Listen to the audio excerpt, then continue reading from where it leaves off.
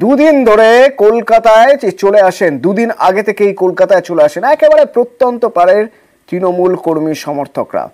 তিনটে কারণ: 21শে জুলাই শহীদ তর্পণ, দ্বিতীয়ত এতদিন ধরে পার্টির কাজ করার পর পার্টির ভালো সময় যখন যে সময় পার্টি একের পর এক সাফল্য পাচ্ছে সেই সাফল্য উদযাপন, এবং 3 নম্বর সবচেয়ে গুরুত্বপূর্ণ আগামী দিনে নিজের নিজের এলাকায় গিয়ে কি বার্তা দেবেন, কিভাবে প্রচার করবেন সেই গাইডলাইন পকেটে করে নিয়ে যাওয়ার জন্য চলে আসেন সবাই ধর্মতলায় এই 21-এর মঞ্চে। তো 21-এর মঞ্চ থেকে মমতা বন্দ্যোপাধ্যায় কড়া বার্তা দিলেন।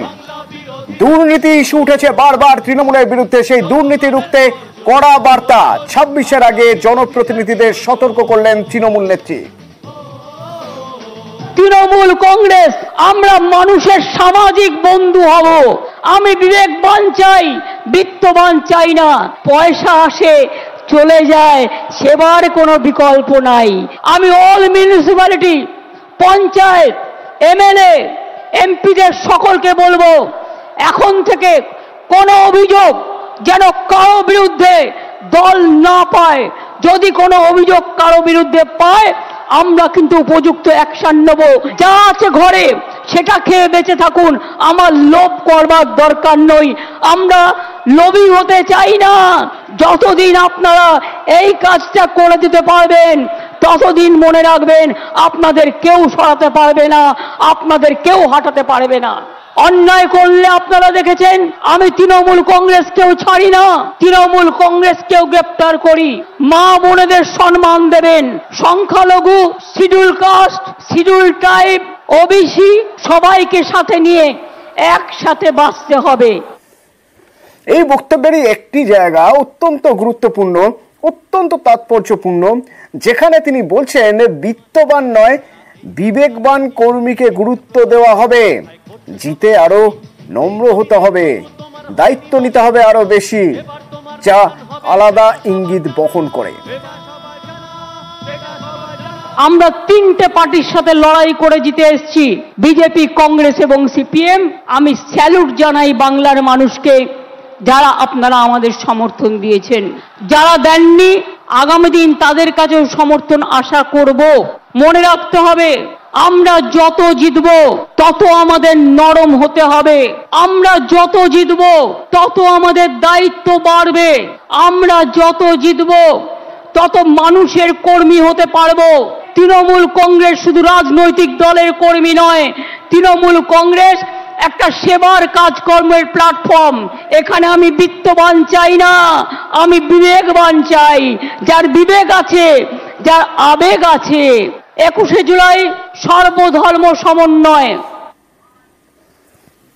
এবং আরো একবার মনে করিয়ে দিলেন কর্মী সমর্থকদের, দল দুর্নীতির প্রসঙ্গে জিরো টলারেন্সে বিশ্বাসী, জেতার পরেও যদি কেউ কাজ না করেন তাহলে পদ ছেড়ে দিন। নোংরা যদি গায়ে লাগে, মনে লাগে, সেটা কিন্তু ধোয়া যায় না। দুর্নীতির সাথে আপোষ নয়। আর যারা ইলেক্টেড হয়ে মানুষকে সেবা দেবেন না তাদের সাথে আমরা কোনো সম্পর্ক রাখবো না। আমাদের সবটাই চাই, সব মানুষকে নিয়ে, সব জেলাকে নিয়ে, সব ব্লককে নিয়ে। যেখানে যেখানে জিতেছেন ভালো করে মানুষকে গিয়ে ধন্যবাদ জানাবেন, তাদের কি বাকি আছে কাজটা করবেন। যেটা পারবেন না দলকে জানাবেন। যেখানে আমরা জিতিনি সেখানে মানুষের ঘরে ঘরে গিয়ে বলবেন আমাদের ক্ষমা করবেন, হয়তো আপনাদের বিশ্বাসযোগ্যতায় আমাদের কোনো খামতি ছিল, আগামী দিন যাতে না হয় আমরা দেখব।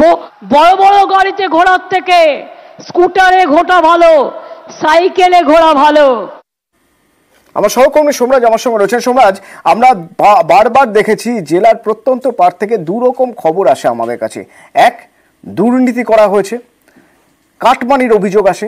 2 নম্বর অভিযোগ আসে যে যারা দলে, যারা প্রশাসনিক দায়িত্বে রয়েছেন, যারা একেবারে তৃণমূল স্তরে, পঞ্চায়েতে হতে পারে বা মিউনিসিপ্যালিটিতে হতে পারে, তারা কাজ করছেন না, এই রকম অভিযোগ আসে। যাতে এই অভিযোগ বন্ধ হয় তার জন্য কি আজ মমতা বন্দ্যোপাধ্যায়ের এরকম বার্তা?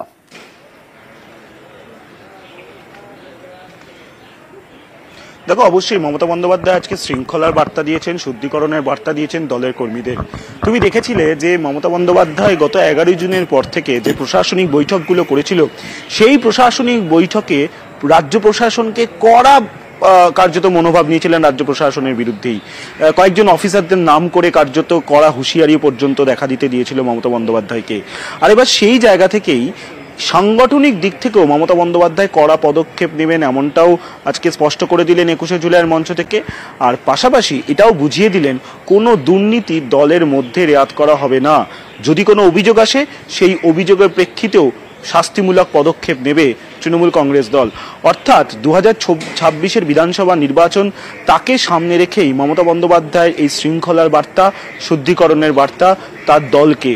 তার কারণ বারবারই তৃণমূল কংগ্রেসের বেশ কয়েকজন নেতার বিরুদ্ধে অভিযোগ উঠেছে। বিরোধীরা লাগাতার শিক্ষাক্ষেত্রে অর্থাৎ শিক্ষক নিয়োগের ক্ষেত্রে দুর্নীতির অভিযোগ তুলে সরব হয়েছে, রেশন বন্টনের দুর্নীতির অভিযোগ তুলে নিয়ে সরব হয়েছে। অর্থাৎ বারবারই দুর্নীতির অভিযোগ নিয়ে অস্বস্তিতে পড়তে হয়েছে শাসক দলকে বিরোধীদের লাগাতার অভিযোগের জেরে। আর সেই কারণেই মমতা বন্দ্যোপাধ্যায় 21শে জুলাইয়ের মঞ্চ থেকে 2026-এর বিধানসভাকে সামনে রেখে দলের স্বচ্ছতার বার্তা, তারপরে শুদ্ধিকরণের বার্তা এবং কোথাও একটা শৃঙ্খলার বার্তা দলের কর্মীদের দিতে চাইলেন মমতা বন্দ্যোপাধ্যায়। অন্তত রাজনৈতিক মহল তেমনটাই মনে করছে। আর সেই কারণেই মমতা বন্দ্যোপাধ্যায় এবার সাংগঠনিক দিক থেকে অর্থাৎ তার নিজের সংগঠনেও যে কাউকে রেয়াত করবে না, সেটাও আজকে স্পষ্ট করে দিলেন 21শে জুলাইয়ের মঞ্চ থেকে।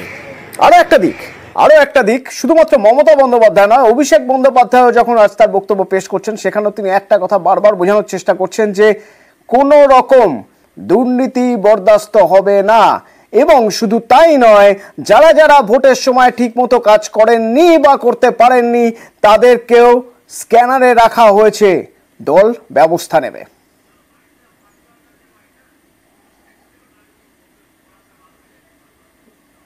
পুরসভায় যারা দায়িত্বে আছেন, পঞ্চায়েতে যারা দায়িত্বে আছেন, তাদের কর্মীদের কথা ভাবতে হবে, নিজের কথা ভাবলে চলবে না। পুরসভার নির্বাচনে আমি পুরসভার কাউন্সিলরের টিকিট পাবো, আমার ওয়ার্ড থেকে আমি জিতবো, আর লোকসভা বিধানসভায় দল প্রত্যাশিত আর আশানুরূপ ফল করবে না, আপনার বিরুদ্ধে দল ব্যবস্থা নেবে, যত বড় নেতার ছত্রছায়ায় আপনি থাকুন। গায়ে গতরে আপনি যে পরিশ্রম আপনার নির্বাচনে করেন, সেই পরিশ্রম প্রত্যেকটা নির্বাচনে করতে হবে। এই যে 1-1.5 মাস কোন রাজনৈতিক কর্মসূচিতে আপনারা আমাকে দেখেননি, তার কারণ পর্যালোচনার কাজে আমি ব্যস্ত ছিলাম। আগামী 3 মাসের মধ্যে এর ফল আপনারা দেখবেন। আমি বলেছিলাম 2021 সালের 21শে জুলাইয়ে যে যারা তৃণমূলে 21-এর নির্বাচনের আগে নিঃশ্বাস নিতে কষ্ট হচ্ছে, দম বন্ধ হয়ে আসছে বলে তৃণমূল ছেড়ে বিজেপিতে গেছিল, আবার যখন ফিরে আসতে চেয়েছে আমরা কয়েকজনকে দলে নিয়েছি। আমি কথা দিয়েছিলাম যারা দলে ঢুকছে তাদের কাউকে তৃণমূল কংগ্রেসের একটা সৈনিকের উপর ছড়ি ঘোরাতে দেবো না। 3 বছর পর আজকে তারা পারেনি।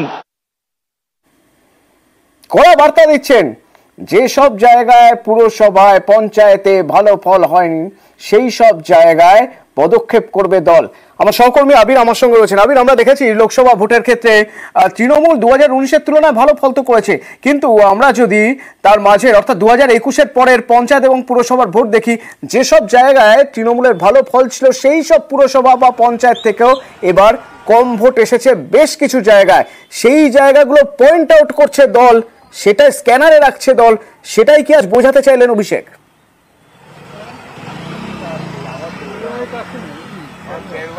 দেখো, 60টির বেশি পুরসভা রয়েছে যেখানে তৃণমূল কংগ্রেসের যে ফল লোকসভার নিরিখে তাতে তারা পিছিয়ে রয়েছে।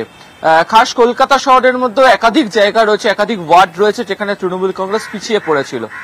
যদিও অনেকে বলেন যে লোকসভা, বিধানসভা বা স্থানীয় স্তরের নির্বাচনের প্রেক্ষিত আলাদা হয়, তবে কোনোভাবেই এই প্রেক্ষিতকে দল যে আর নতুন করে দেখছে না সেটা বুঝিয়ে দেওয়া হয়েছে।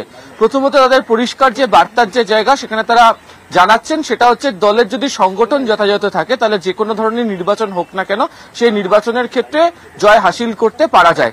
এক্ষেত্রে যে সাংগঠনিক যে দুর্বলতার বিষয়টি সেটি ক্ষেত্রে শুধুমাত্র নীতির প্রেক্ষিতে নয়, এই সাংগঠনিক দুর্বলতার একটা বড় অংশ জুড়ে যে বিষয়টি থাকে তা হচ্ছে যারা দায়িত্বে থাকেন বা যাদের সঙ্গে প্রত্যেক দিনের মানুষের জনসংযোগ হয় দলের বা সেই রাজনৈতিক দলের কারণে তাদের কোথাও একটা ব্যর্থতাটা কাজ করে। বহু ক্ষেত্রে দাঁড়িয়ে তৃণমূল কংগ্রেসের অন্দরে লোকসভা লোকসভা নির্বাচনের পরে এই সংক্রান্ত একাধিক জায়গাকার রিপোর্ট এসেছে, সেই রিপোর্টেরই মূল্যায়ন করতে শুরু করেছে হচ্ছে তৃণমূল কংগ্রেস। অর্থাৎ এই ক্ষেত্রে আমরা প্রথম থেকে যেটা বারবার বলছি, তৃণমূল কংগ্রেস এবার পুরোপুরিভাবে পারফরমেন্সে জোর দেবে, শুধুমাত্র পদ আঁকড়ে বসে থাকলে চলবে না। এই বার্তাই বা এই বক্তব্যই যে পুরোপুরি মেনে চলবে তৃণমূল কংগ্রেস আগামী দিনে, সেটাই আজকে বুঝিয়ে দিয়েছেন অভিষেক বন্দ্যোপাধ্যায়।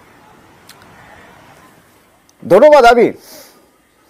খারাপ ফলের শাস্তি এবং সেই শাস্তি 3 মাসের মধ্যেই বোঝা যাবে কি পদক্ষেপ করছে দল।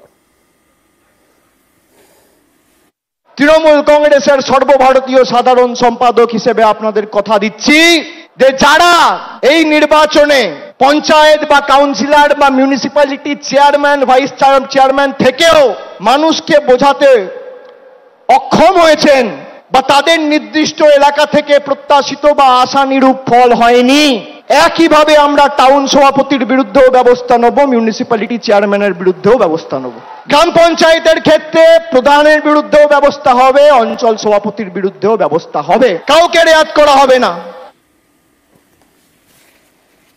কাউকে রেয়াত করা হবে না। এবং পাশাপাশি মনে করিয়ে দিলেন আত্মতুষ্টির কোনো জায়গা নেই, অর্থাৎ এখান থেকেই 26-এর জন্য লড়াই শুরু করতে হবে। আগামীর লড়াই যদি আমরা ভেবে থাকি যে আগামীর লড়াইয়েও আমরা জিতব, তাহলে আত্মতুষ্টির কোনো জায়গা নেই। আমরা জিতব, কিন্তু এই জিত যেন 2016 থেকেও বড় হয়, 2021-এর থেকেও বড় হয়, 2024-এর থেকেও বড় হয়। এই আমাদের শপথ নিয়ে আজকে 21শে জুলাইয়ের মঞ্চ থেকে ফিরতে হবে। কিন্তু শৃঙ্খলা পরায়ণ আমাদের হতে হবে। যারা নতুন তৃণমূলে এসছেন তাদেরকে তৃণমূলের সংগ্রাম, নেত্রীর লড়াই, 21শে জুলাইয়ের ইতিহাস সম্পর্কে জানতে হবে। আর পুরনোরা যারা আছেন তাদেরকেও নতুনকে সাথে নিয়ে আগামী দিন দলকে আরো শক্তিশালী করার জন্য মাঠে নেমে লড়াই করতে হবে। পুরনোদের অভিজ্ঞতা আর নতুনদের উৎসাহ উদ্দীপনা দুটোই তৃণমূলের একই বৃন্তে দুটো কুসুম। অযথা কোন রকম কোন বাগ বিতণ্ডায় জড়াবেন না। বিজেপিকে ভোট দিয়ে মানুষ জেতায়নি, মানুষ আপনাদের ভোট দিয়ে তৃণমূলকে জিতিয়েছে। 21শে জুলাই তৃণমূলের দলীয় কর্মসূচি, দলীয় কর্মী সমর্থকদের বার্তা, দিক নির্দেশের দিন।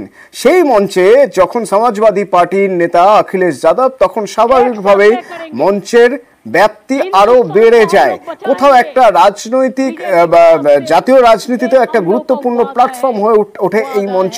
অখিলেশ যাদব আজ এসেছিলেন কলকাতায়, এয়ারপোর্ট থেকে সোজা কালীঘাটে মমতা বন্দ্যোপাধ্যায়ের বাড়িতে জরুরি বৈঠকের পর দুজনেই একসঙ্গে এলেন মঞ্চে। অখিলেশ এবং মমতা বন্দ্যোপাধ্যায় 21-এর সমাবেশে অখিলেশ এসেছেন, তার জন্য মমতা বন্দ্যোপাধ্যায় তাকে ধন্যবাদ জানিয়েছেন এবং মোদী সরকারকে নিশানা করে বলছেন যে আমরাই ভারত বাঁচাবো। আমি अखिलेश के জানাই बहुत बहुत धन्यवाद अखिलेश जी। मुंबई में आपका साथ मेरे को बात हुआ था और आपने मेरे को एक कहने पे स्वीकार कर लिया। बंगाल का साथ मैं चाहती हूँ हिंदुस्तान का रिलेशन अच्छा हो।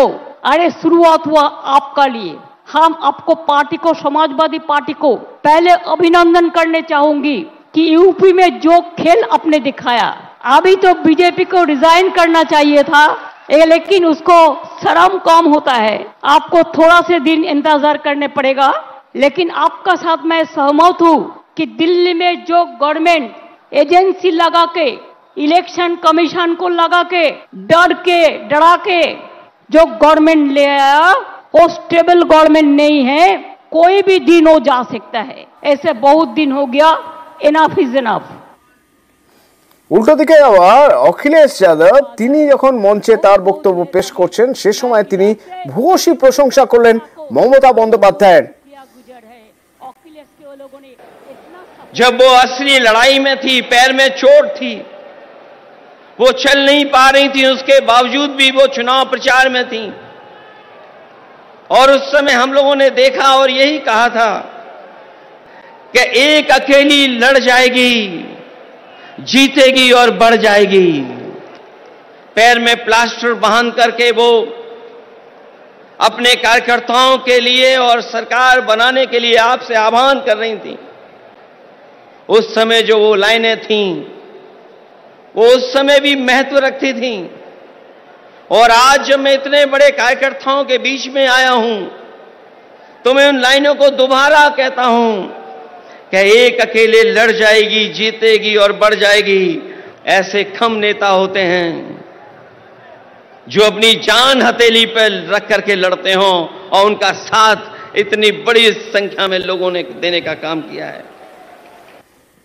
আমার সহকর্মী অভিজিৎ আমার সঙ্গে রয়েছেন। অভিজিৎ, কোথাও যেন দলীয় কর্মীদের বার্তা দেওয়ার এই মঞ্চ হয়ে উঠল জাতীয় রাজনীতির এক গুরুত্বপূর্ণ প্ল্যাটফর্ম, এবং বার্তা পৌঁছানো হলো দিল্লিতে, বা বলা ভালো বার্তা পৌঁছানো হলো সব শরিক দলগুলোকে, আঞ্চলিক দলগুলোকে, যে একজোট হয়ে এগিয়ে যাওয়া যেতে পারে, যার সলতে গড়ার কাজ করে যাচ্ছেন অখিলেশ যাদব, মমতা বন্দ্যোপাধ্যায়।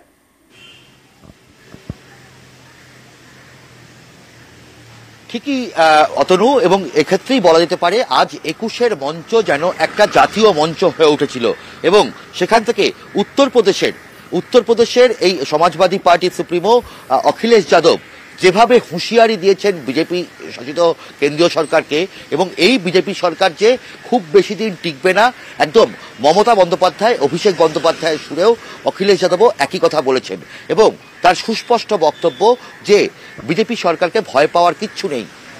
আব কি বার ৪০০ বার, সেই ৪০০ তো হয়নি, ২৪০-এ থেমে গিয়েছিল এই বিজেপি, এবং এরা মোটেই মানবিক মুখ নয়, এরা কোনোভাবেই কোনো মনীষীর কথা বলতে পারেন না, এরা সবসময় মানুষের ভালো চান না, এরা কোনো সময় মানুষের ভালো চান না, শুধু এরা নিয়ে যায়, উল্টো দিকে কিছু দেন না। সুতরাং এদের বিরুদ্ধে যদি একজোট হওয়া যায়, অর্থাৎ বিজেপির বিরুদ্ধে যদি একজোট হওয়া যায়, তাহলে খুব দ্রুত এই বিজেপিকে ক্ষমতার মসনদ থেকে সরিয়ে দেওয়া সম্ভব। এবং একইভাবে তিনি এটাও বলেছেন যে কর্মীরাই দলের সম্পদ, এই তৃণমূল কংগ্রেসের কর্মীরাই দলের সম্পদ, এবং সেখানে যেভাবে মমতা বন্দ্যোপাধ্যায়ের মতন একজন নেত্রী রয়েছেন যিনি প্রাণের ঝুঁকি না নিয়ে আগামী দিনে আন্দোলন করেছেন, দিনের পর দিন ধরে আন্দোলন করেছেন, তেমনভাবেই সেই নেত্রীর কর্মীরাও তারাও একই রকমভাবে প্রাণের ঝুঁকি নিয়ে তারা আন্দোলন জারি রেখেছেন। ফলে বলাই যেতে পারে যে যেভাবে মমতা বন্দ্যোপাধ্যায়, অভিষেক বন্দ্যোপাধ্যায় এবং গোটা তৃণমূল এ রাজ্যে বিজেপিকে রুখে দিয়েছে, যেমনভাবে উত্তরপ্রদেশে বিজেপিকে রুখে দিয়েছে সমাজবাদী পার্টি, তেমনভাবেই গোটা দেশেই এই বিজেপিকে রুখে দেওয়া সম্ভব হবে, এবং এই বিজেপি সরকার খুব দ্রুত পতন অবশ্যম্ভাবী। এবং একই রকমভাবে অখিলেশ যাদব এই হুঁশিয়ারি দিয়েছেন যে এই বিজেপি সংখ্যালঘিষ্ঠ মাত্র ২৪০ আসন নিয়ে এই বিজেপি এখন তাদের শরিকদেরকে কিনে সরকার চালাচ্ছে। সুতরাং সবাইকে একজোট হতে হবে, একজোট হলে বিজেপিকে ক্ষমতার মসনদ থেকে দ্রুত সরানো সম্ভব। এবং অখিলেশ যাদব আজকে এই ২১-এর মঞ্চ থেকে শুধু হুঁশিয়ারি নয়, একটা একতার বার্তা দিয়ে গেলেন যে তৃণমূল নেত্রী মমতা বন্দ্যোপাধ্যায় যে গোটা দেশের নেত্রী, সেই বার্তাও তিনি অবশ্যম্ভাবে দিয়ে গেলেন। এবং একই রকমভাবে তিনি বললেন যে এই তৃণমূল কংগ্রেস যেমনভাবে এই রাজ্যে বিজেপিকে আটকাতে সম্ভব হয়েছে, তেমনভাবেই উত্তরপ্রদেশেও অখিলেশ যাদব সহ সমাজবাদী পার্টি আটকাতে সম্ভবপর হয়েছে। সুতরাং সবাই যদি একজোট হয়, এই একজোট হওয়ার কোনো বিকল্প নেই। সুতরাং আজকে ২১-এর মঞ্চ যে একটা জাতীয় রাজনীতির মঞ্চ হয়ে উঠেছে সেটা বলাই বাহুল্য, এবং আগামী দিনে সংসদ অধিবেশনে এটা নিয়ে যে ঝড় উঠতে পারে, বিজেপির বিরুদ্ধে যে শুধু সমাজবাদী পার্টি, তৃণমূল কংগ্রেস নয়, বিভিন্ন দল যে ঝড় তুলবে, বিরোধিতায় সমালোচনায় যে মুখর হবে, তা এখন থেকেই বলা যেতে পারে। ফলে বলাই যেতে পারে যে ২১-এর মঞ্চ থেকে সলতে পাকানো শুরু হলো আগামী দিনে বিজেপি বিরোধিতার। ঠিক তাই, অর্থাৎ বারবার একই কথা বলে যাচ্ছেন মমতা বন্দ্যোপাধ্যায়, অখিলেশ যাদব, যে এই সরকার বেশি দিন চলবে না। এর মধ্যে দিয়ে বার্তা চাচ্ছে শরিক দলগুলোর কাছে। এছাড়াও তারা বলছেন বিভাজনের রাজনীতি করে বিজেপি, নেগেটিভ পলিটিক্স করে বিজেপি, যা মানুষ বর্জন করেছে। जब हम देश की राजनीति को देखते हैं तो आज की चुनौती बड़ी है। सांप्रदायिक ताकतें अपना षड्यंत्र रच रही हैं।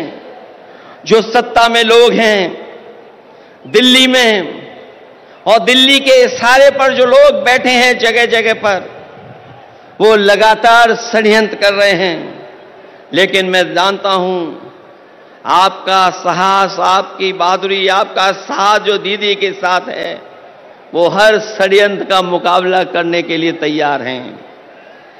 देश को ऐसी ताकतें हैं जो विभाजनकारी राजनीति के नाम पर बांट करके हमेशा के लिए राज करना चाहती हैं, लेकिन ऐसा करने में वो कुछ समय के लिए कामयाब भी हो जाएं, पर आखिरकार वो हारेंगे, क्योंकि गलत मंसूबे, कभी अपनी मंजिल नहीं पाते हैं। जो लोग नकारात्मक ताकतें आखिर में अपने अंदर ही कलह से खत्म होती हैं, आज देश जाग उठा है, ऐसी ताकतों को पैर उखाड़ना शुरू हो गए हैं।